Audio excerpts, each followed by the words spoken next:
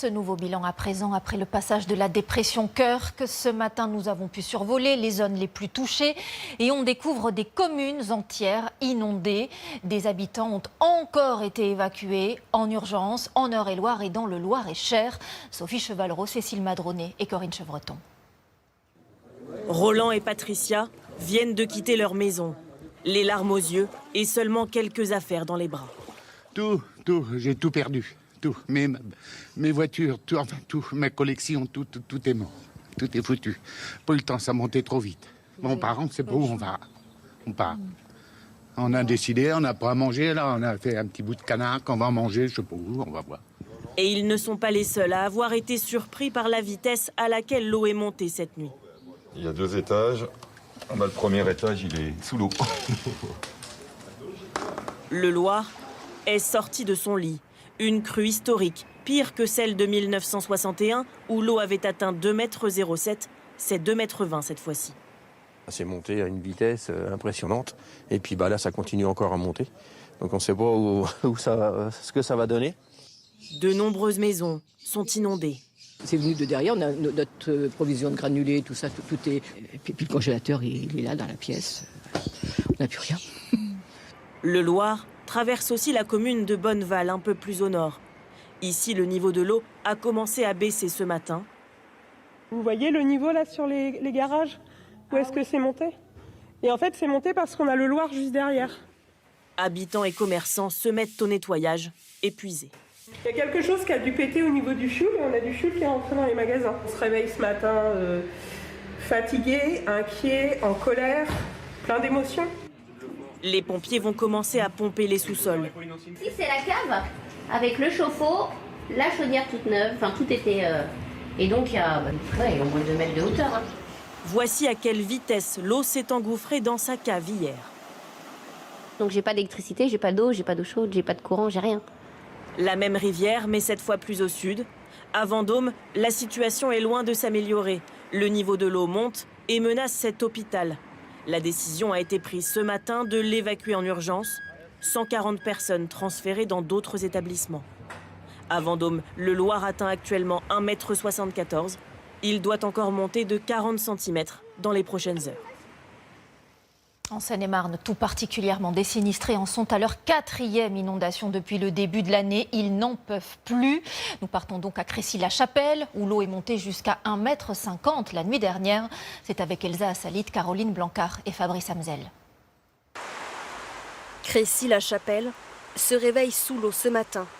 Le niveau de la rivière qui traverse la commune n'a cessé de monter depuis hier. À leurs fenêtres, Gérard et Michel sont restés chez eux cette nuit.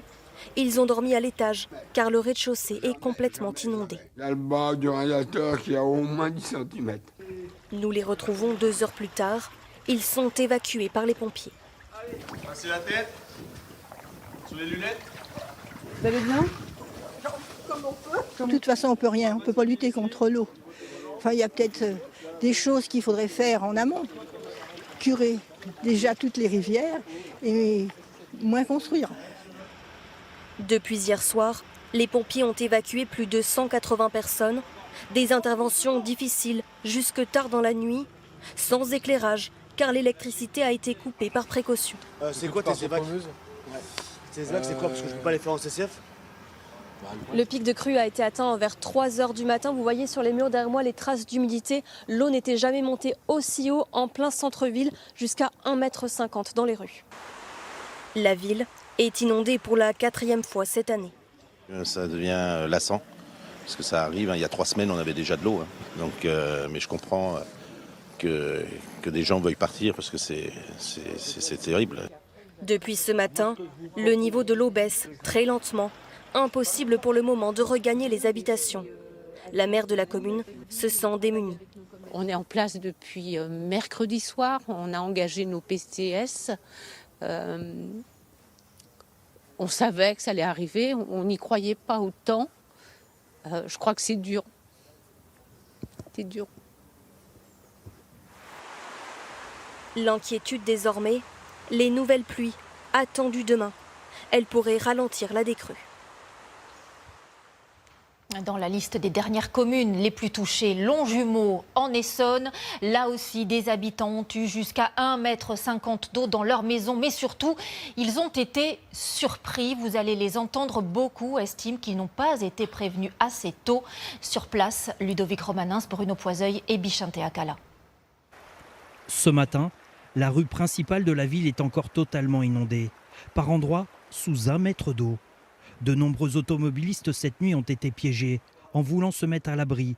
Mohamed Bouab pensait s'en sortir, mais sa voiture a calé d'un seul coup au mauvais endroit. Il y avait 3 voitures qui sont passées parce que c'était des 4x4.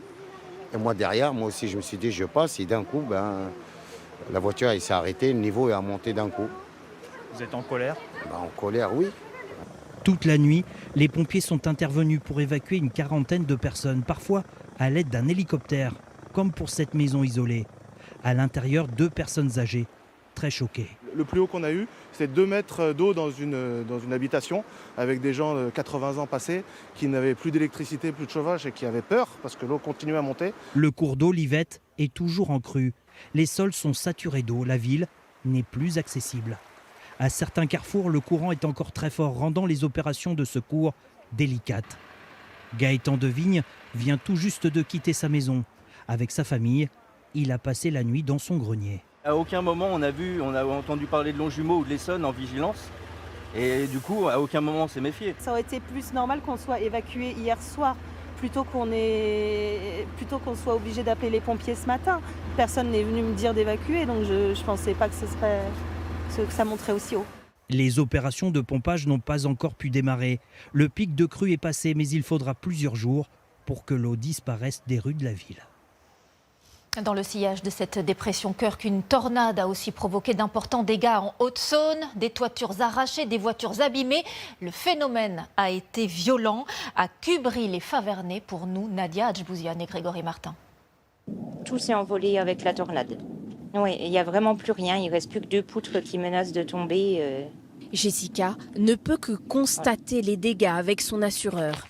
En 40 secondes, l'appentis devant sa maison a été complètement détruit, balayé par la tornade d'une violence extrême. C'est tous les plots en béton armé qui tenaient la charpente qui se sont envolés aussi, tout a plié. Il n'y avait vraiment plus rien. Franchement, on n'a jamais vu ça. Alors là, c'est le peu des poutres qui restent. Tout le reste s'est envolé. Voilà. Il y a ça qui menace de tomber. C'est tout ce qui reste. Dans le village, 9 habitations ont été touchées, des toitures arrachées, comme chez Pascal. De nombreuses tuiles sont tombées sur ces 3 voitures garées devant sa maison.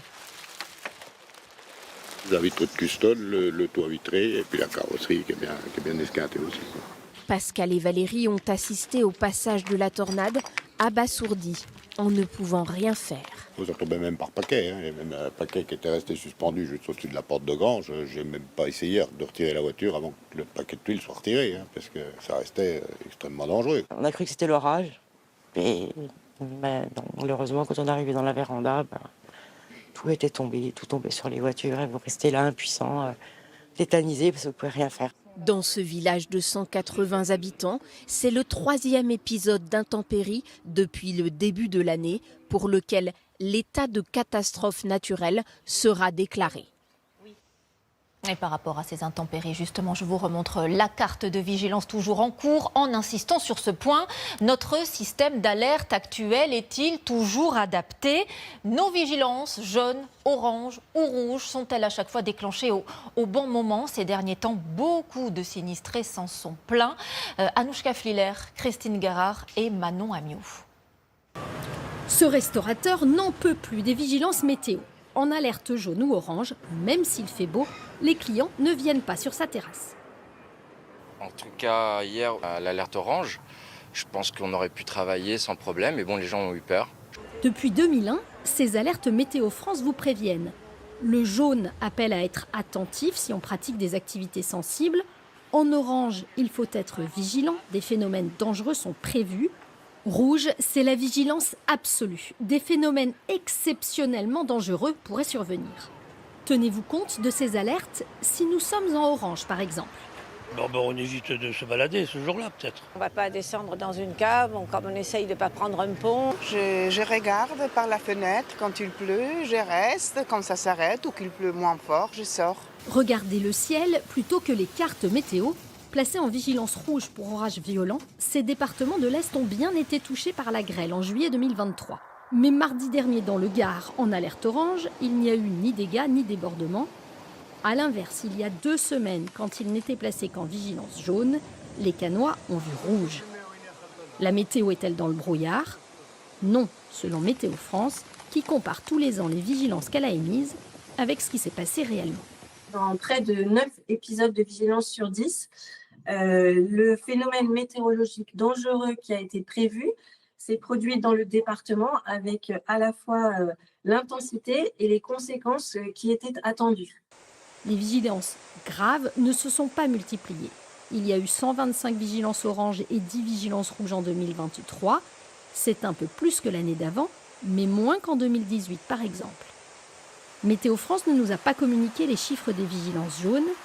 C'est peut-être celle qui vous divise le plus. Ils prennent plus trop le risque maintenant, dès qu'il pleuve, ils mettent quand même en intempérie. Même si c'est pour rien, je pense que c'est important de prévenir les gens. Il vaut mieux trop en faire que pas assez pour la sécurité. Les vigilances sont émises pour tout un département, alors que les phénomènes dangereux peuvent être très localisés.